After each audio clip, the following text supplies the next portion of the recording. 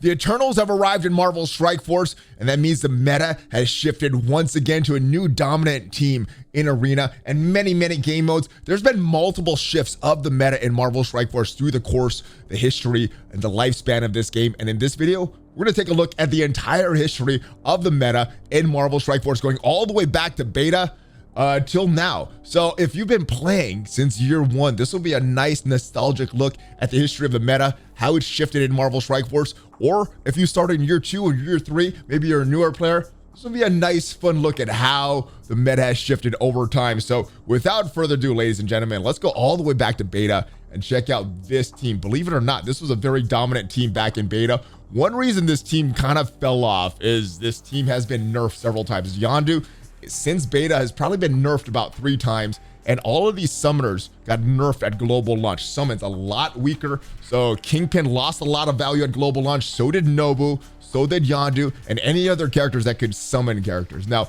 one of the best tanks during beta was Hand Sentry. He threw everyone into stealth, got all those evades on him, and one of the scariest characters was Crossbones. Now, if you guys remember that offense up from Crossbones, offense and defense up from Kingpin, going to the offense up for Crossbones, giving that big explosion. That was a big ticking time bomb that you had to deal with in the early days of Marvel Strike Force. Not so much now, but these were very strong characters, and all of their summons were very strong. And Nobu, his passive could even survive him being dead to bring characters back to life. So this was kind of what the meta was back in the early days of Marvel Strike Force during the beta period. But those 3 dominant characters, even during the beta, that continued to dominate when the game was globally launched, and that was these 3 characters: Captain America, Black Widow, and Quake. This was the very early triumvirate in Marvel Strike Force, and this trio could have a lot of combinations. In this example, we have Hawkeye and Night Nurse as the 5th, but many different combinations for this trio would work in the raids, and it would work in Arena. And that was pretty much the game modes we had back then. Raids, we had Blitz, and we had Arena as we know it right now. So Captain America is inspired. He gave a lot of energy. He got the defense up. He had the taunt. Black Widow would give the speed up to your entire team, and Quake with her basic would slow down the entire team. Very devastating. Now, a lot of different combos. Like I said, I ended up using Thor more than Hawkeye, just because I like that Thor character. Hawkeye was probably a little better with the clears that he could do, his blinds, and then Night Nurse at the time was the best healer in the game, especially for the raids. Kind of a requirement for the raids back then. How she has fallen off though, but this is one of the best meta teams around the time of global launch. Like I said, Yondu was still hanging around the meta. Thor was in there. There's probably a few other different forts of fits, but it was all based around Captain America, Black Widow, and Quake is dominating the meta, until we got our first legendary character, our first legendary team, which was Nick Fury. Now, we did have Star-Lord. The Guardians were kind of trash back then. We did have the legendary Iron Man back then, but he, even at launch, or even when he was launched, he was still a bad character. Nick Fury changed Marvel Strike Force, made these minions very strong, and upset a lot of people with that requirement for these Kree minion characters to unlock Nick Fury. But this was the dominant team everywhere. Dominant in Arena, dominant in the raids, and of course in Blitz, and a few different combinations. I was using the Shield Trooper combo just because that's who I got the shards for first, but a lot of people were using the Operative with a much better success. And these guys dominated all the way until their hard counter came out, and that was the Brotherhood, when we got Magneto with us pulling everybody together, blinding them. Brotherhood 1.0, the original team with Sabretooth, with Mystique, and Juggernaut was a huge tank. Now, this brought in a fun time in Marvel Strike Force where we had this rock, paper, scissors mechanic, because the Brotherhood, they could smash this Shield team. The Shield team, they could smash the Defenders, which was another meta team that was hanging around then. It wasn't as good as Shield, wasn't as good as Brotherhood, but what the Defenders could do, they could easily beat this Brotherhood team. So we had this rock, paper, scissors mechanic going on in the meta of Arena around that time. Pretty fun, and that lasted until this character was released in the game, Phoenix. And yeah, that was an interesting time. X-Men were designed to be the Apex Arena team. And people were kind of doubting that, because the Wakandans were supposed to be the awesome raid team. That was a little disappointing earlier in the year. So people were kind of wondering, would this really be dominant in Arena? And yeah, when Phoenix came out, she was. Now, it wasn't that long before people, including myself, abandoned the rest of these 3 X-Men and just started using Colossus as Phoenix in a bunch of different combos. And one of the teams I was using back then, and I had to go back to one of my videos that I did with OMG, and it was this team right here. This was back on July 25th, 2019, my day 521 roster, and we saw Phoenix there, Colossus, which was a very strong duo. Captain Marvel was hanging around in the meta, but didn't really have a solid team, and she was kind of a one-man army in War. We had War starting around this. Ultron was another huge era. Dark Dimension 2 was a big time in Marvel Strike Force, and Ultron, as soon as he got unlocked by players beating Dark Dimension 2 for the first time, that shifted the entire game from Phoenix to Ultron and was a very strong character. Started seeing him all over Arena. Falcon was making his way in there because of all the Ultron minions that you would see on defense, so he became a lot of speed to the team. And then we shifted the meta slightly towards a Brotherhood version. So this was a Brotherhood version, had Juggernaut and Magneto. So this is where we started to see that legendary soup that people talk about. This was a screenshot of my roster from October 22nd, 2019. So a little later in the year, and we see Vision in the meta. Vision was a very strong character back in the day. I was wondering if there would ever be a character strong enough, stronger to beat him in the farmable nodes. But yeah, eventually he got replaced. But Vision was a huge character. He wasn't that strong when he initially got released, but he got a rework and was very dominant and started to make his way into arenas. So Colossus kind of fell out. Juggernaut became the ultimate protector of this legendary team, but a lot of it was pretty much run by Ultron, and you had to kill that enemy Dark Phoenix first, because once that Dark Phoenix popped, you were in trouble if you did not deal with her. Now, around this time, we also got some raid meta teams, and one of the biggest raid meta teams that was in Marvel Strike Force, I think we actually got the raid meta team before October of 2019, but it was this team, the BKT. Yes, the best Kree team. Kind of sarcastically, people were asking, what is the best Kree team? Well, Minerva and the rest of the non-Kree here. So the way this works, lots of energy.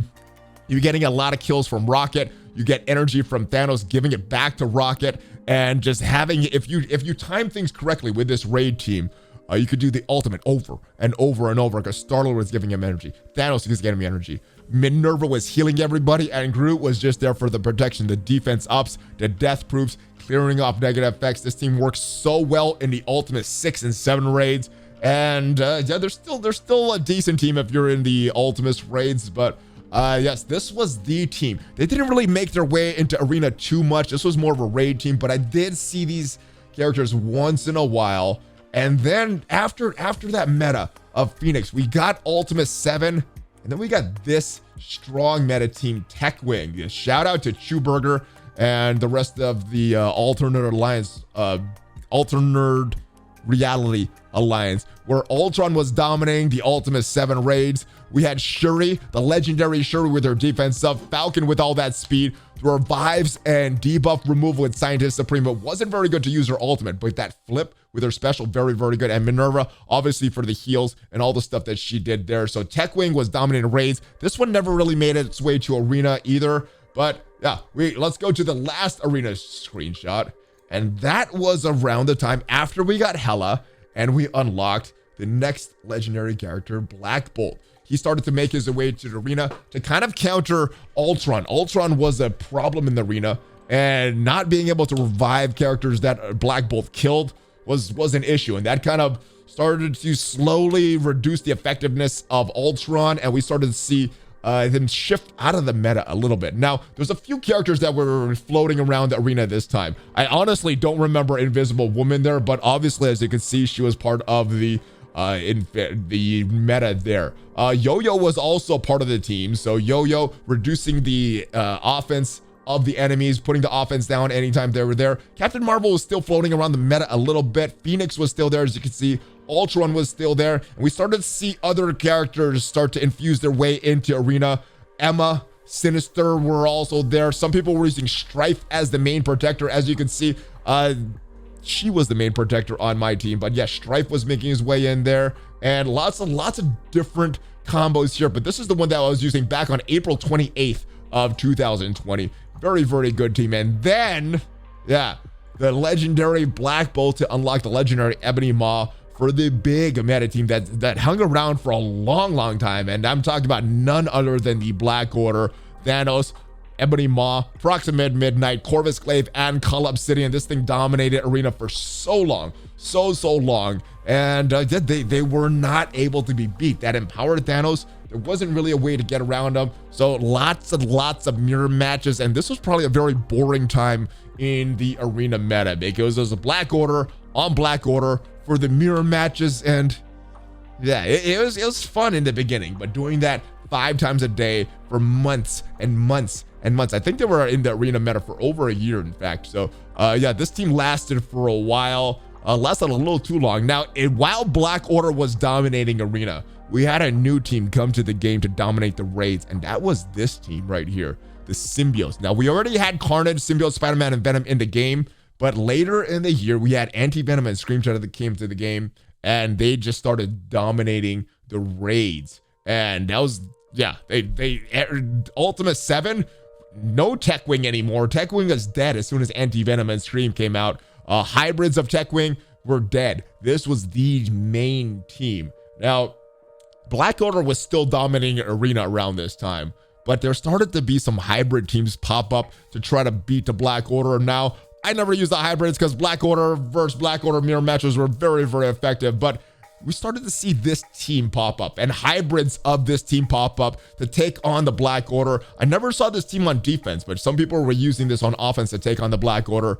Anti-Venom, Symbiote Spider-Man, Doc Ock, Mr. Sinister, Emma Frost, and there was other combos that would work as well as far as different counters to the Black Order. I know using a almost full symbiote team would work against the Black Order as well. There were some events that we had to use those symbiote characters, so there were some battles that I actually used the symbiotes to take on the Black Order, and symbiotes would actually work, but not as effective as the Black Order versus Black Order mirror match. And then this team was kind of countering the Black Order.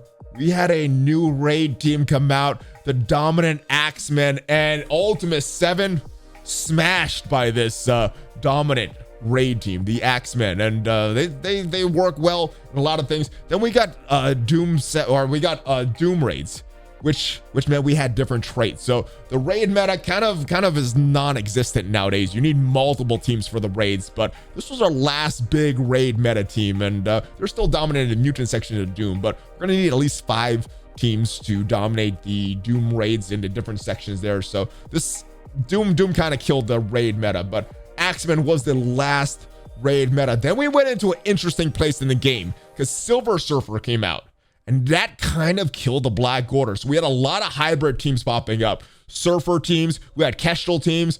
People were unlocking Doom from Dark Dimension 4, so we started to see Doom in the meta. The team that I liked the best, though, was this Dad Bros combo with Emma Frost, Zemo, and Hela. The team, this worked very, very well, countering a lot of Black Order teams, countering Silver Surfer teams, countering Kestrel teams, countering even Dr. Doom teams with this ability block.